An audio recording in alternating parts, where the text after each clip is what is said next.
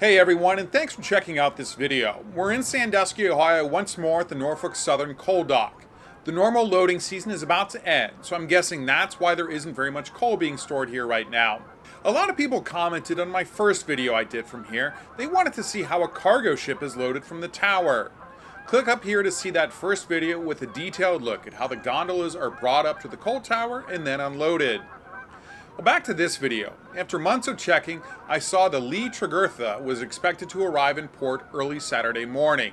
I had the day off and decided to make the trip up Interstate 75. This is the Algoma transport you're looking at though. It arrived several days earlier, but was in the number 2 spot when I got here. I would later find out it didn't leave until the following day.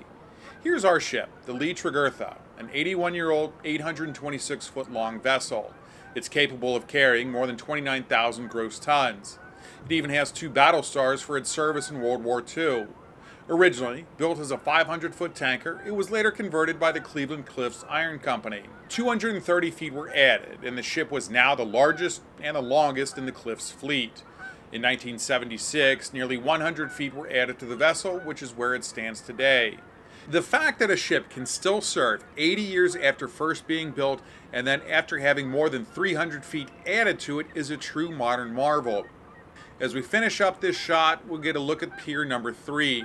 To give you some perspective, this dock is nearly a mile long and 600 feet wide.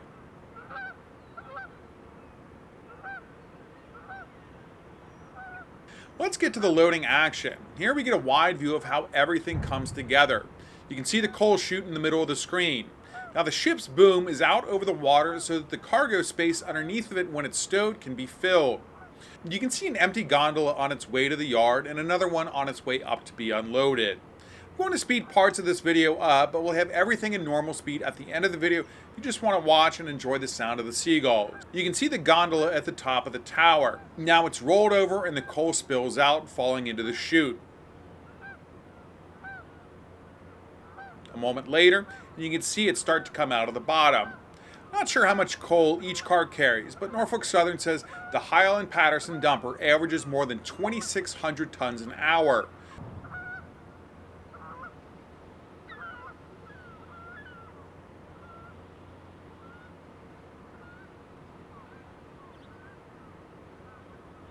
Let's take a closer look at how the coal is dumped. That conveyor belt in front of the tower is used to load coal that's already being stored on the dock. We'll get a quick look at that at the end of the video. Once again, we see the car being rolled over and the coal let go. Now the chute's in a different position. I had no idea that this was so adjustable.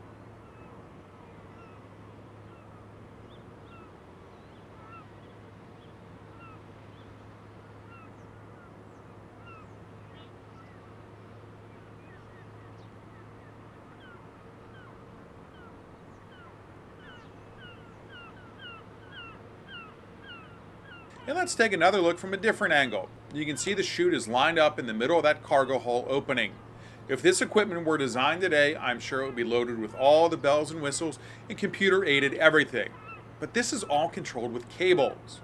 We'll watch another load being emptied from a little further back.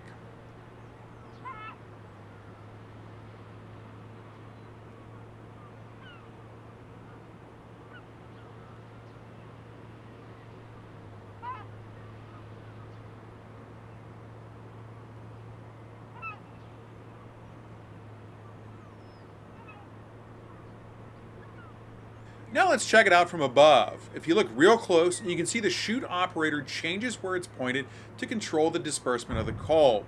Now the crew must keep a close eye on how the ship is being loaded to make sure that everything remains balanced. And here we can see all the cables that control the chute. As we look below, you can see more of the movement that the chute is capable of. All this happens under the watchful eye of the chute operator, but also crew members communicating as the vessel's hull is slowly filled.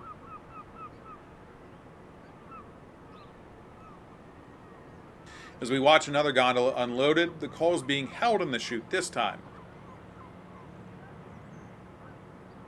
I was curious to see this in action as to how they would load a ship given that this coal dumper is unable to move. Well, it's pretty simple, just move the ship. I figure there must be some machine that's able to keep the vessel close to the dock and just pull it back and forth. Well, from what I can tell, it's just the skill of the captain and the crew. While it's slowly repositioning, a crew member rakes the coal to level it out and fill in some of the gaps. I couldn't tell if these were individual compartments or if they're just separate load points to one cargo haul. I did learn the ship carries ballast water when it's empty. As it's loaded, that water is then forced out as the coal weighs down the ship.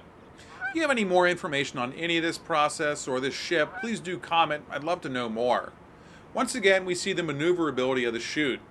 Now to a different view with the boom in front of us. I'll link to an article describing how the coal and other cargo is unloaded from these ships. It's quite fascinating, but the short version is there's a conveyor belt at the bottom of the hull that brings the cargo to the boom. Now from there, it can be loaded like a traditional conveyor system where it's simply dumped onto another belt that brings it up to the boom where it's dumped once more.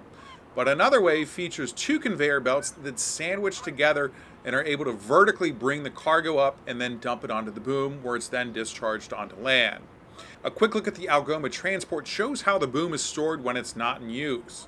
Back to our ship. As we survey the vessel, you can see as the hull fills up, the load points are closed and secured shut. I'm not too familiar with these ships, so I'm not sure how common it is for the bridge to be at the front like in this case. The Algoma looks to have its controls at the aft or rear of the ship. Here's a closer look at the pilot house on ours. That's where all the steering controls and navigation equipment lie. As we go back to the coal chute, you really get an idea of how much coal each car is capable of carrying.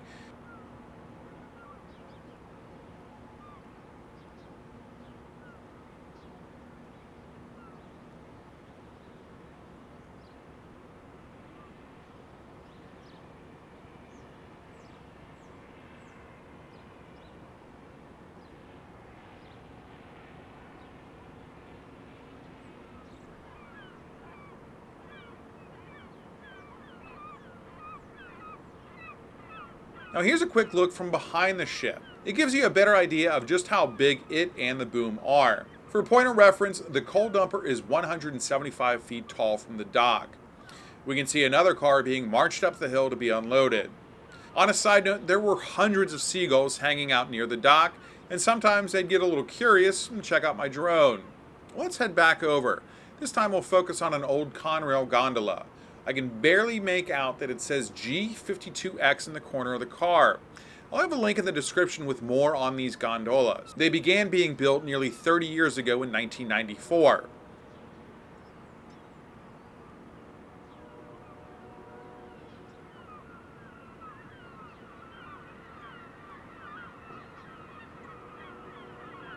Here we get a closer look at the man in control of the coal chute. It looks like he spots my drone, but I'm not sure. What do you think? Is he looking at me or just looking out? Back to his controls. I'm not sure if he just looks down through a glass section or if there's a mirror or something else that lets him see what's going on underneath his control post. Well, his spit just answered one of my questions. Looks to be an open air bottom for him to look through.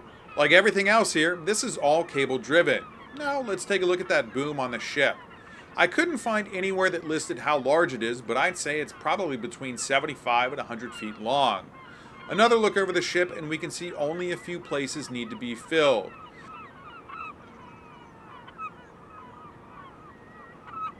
I was surprised that more smoke wasn't coming out as the captain maneuvered the vessel. You can see it slowly creeping back to get lined up for the remaining compartments to be filled. Well, let's look at what's going on where the ship meets the dock. You need to look closely, but there are two crew members at the fore and aft ends of the vessels with mooring lines. Those birds love getting into my shots. Back to the mooring. The crew members walk along the vessel until it's in place, and then they'll wrap the mooring cables around the bollards. Then they're cinched up tight to keep the ship in place. We can also see water coming out in various places. I'm not sure if that's ballast water or just regular water being pushed out. I didn't get a chance to get a close-up of the dock, but I'm guessing it's lined with rubber or some other material that won't hurt the ship.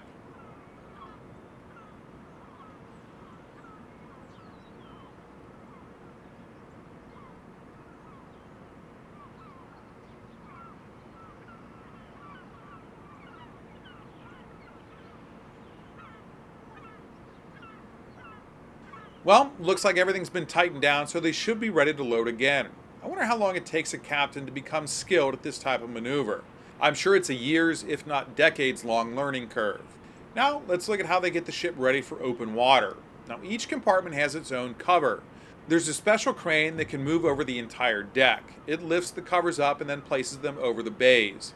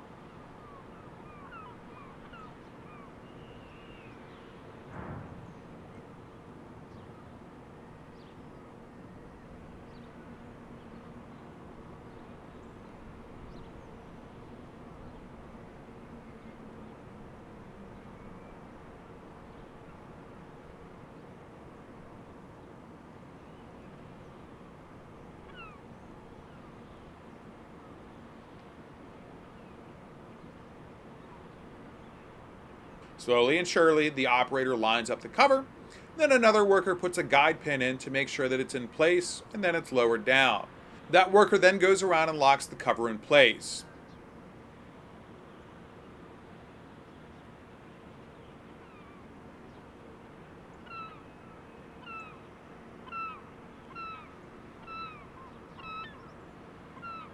As we do another side view of the vessel, you can see a plume of white smoke in the background.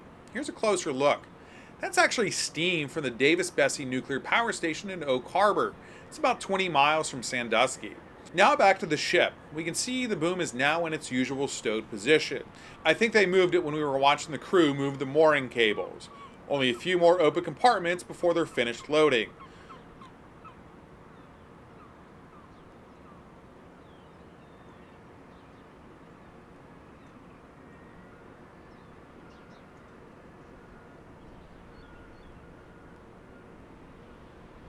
We'll watch as another gondola is pushed into position, and then the Barney rises up and starts pushing the car. Our car kicks out another gondola that was just emptied, and then ours is lifted up to be unloaded. I'm not positive, but I'm pretty sure that this coal is on its way to a steelmaking plant somewhere on the Great Lakes. Let's watch as another gondola is lifted up into the tower. If you're not aware, this machine was built in the 1930s. Just a few more loads and our ship will be full. Here's a quick look at an empty gondola after it's been kicked out of the loading tower. This is gravity and a hydraulic spring switch in action.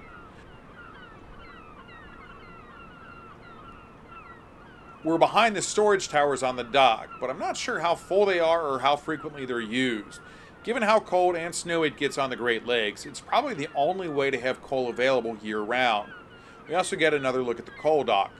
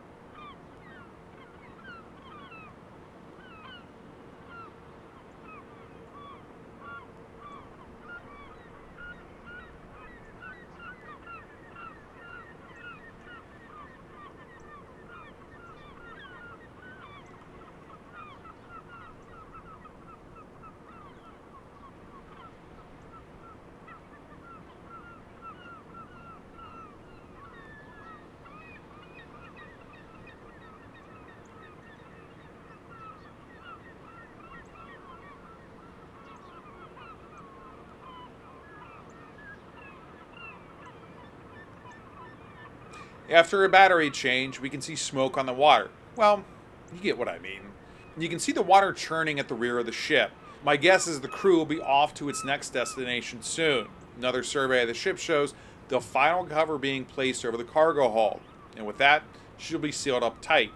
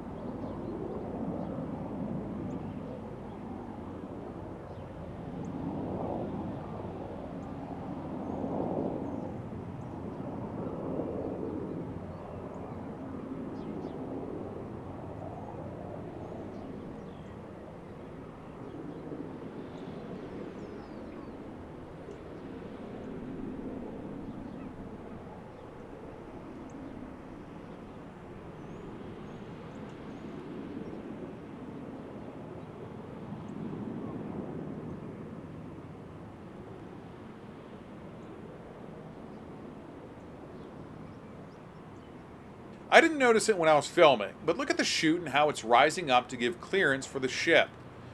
Check out my other video to see how coal is unloaded and then stored on the dock.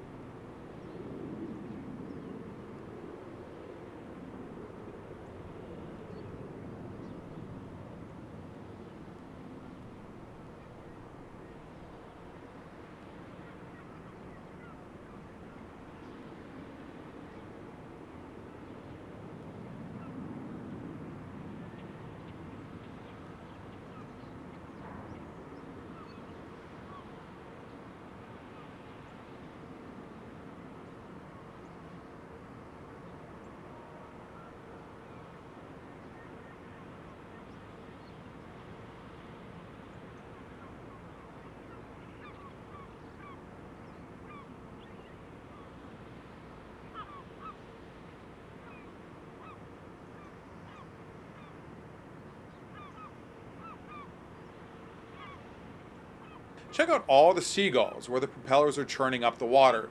They must know there's a lot of food that's going to be available. Well, we can see the fore of the ship already pushing away from the dock.